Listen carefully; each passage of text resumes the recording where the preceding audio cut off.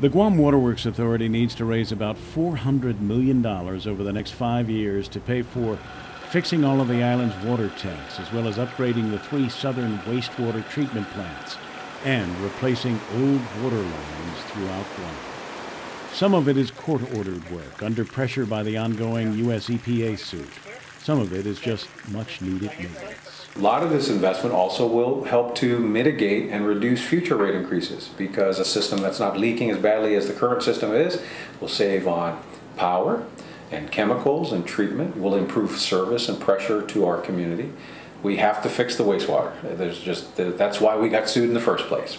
And by 2018, we will have taken all the wastewater systems that we had in 2003 and upgraded them to where they are finally in compliance with our original permits from the 80s. The cost of these upgrades must be paid for by another round of rate increases. GWA is proposing a series of rate hikes totaling 68%, spread out over the next 5 years. That on top of rate hikes totaling 80% since 2004. There's been an 80% rate increase over the last 9 years, but it's allowed us to borrow $250 million. But it's accomplished. Okay, and it's allowed us to rebuild the Northern and Ganya wastewater treatment plants so that they can achieve compliance this year. It allowed us to extend, remember we had these leaking outfalls, particularly in the Ganya. We've now put in brand new outfalls, don't leak, they're going to last us 40, 50 years. That cost us $20 million. We've had to buy new meters to replace old meters. That's been a challenge for the authority. But such progress has come at a price. Since 2002, when the average water bill was about $30 a month, rates have climbed to roughly $60 a month last year for the average residential customer, and by 2018, your water bill will be about $100 a month if this new rate plan is approved. Over the next 5 years, the typical residential bill of $60 to $65 will probably approach $100 by 2018. So GWA is repeating a 5-year rate plan that we've done twice. This is our third 5-year rate plan.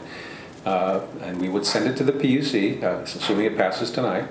And the PUC would review it, and if they approve it, then we would start this process of gradually rating rates for the next set of borrowings that are needed for the next phase of modernizing our system. The rate plan will trigger the Ratepayer Bill of Rights, requiring GWA to publish ads about the proposed rate increases, send notices to all customers, and hold public hearings before any new rate hike occurs.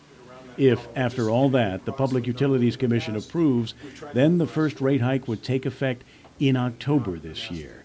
And that'll translate into about a $10 a month increase in your monthly water bill. And what would that first rate hike be? The proposal is about a 16% rate increase. Big one. First one, that's a big one. If we don't do it, it's going to get done for us. And I'd rather be in control of our destiny than to have a receiver. You know, God bless the trash receiver, but they charge $2 million a year to run the trash company. You know, you get 5 commissioners for $500 a month. You know, and it's much cheaper to have us in control than to have a receiver run the place. Kevin Kerrigan, PNC News.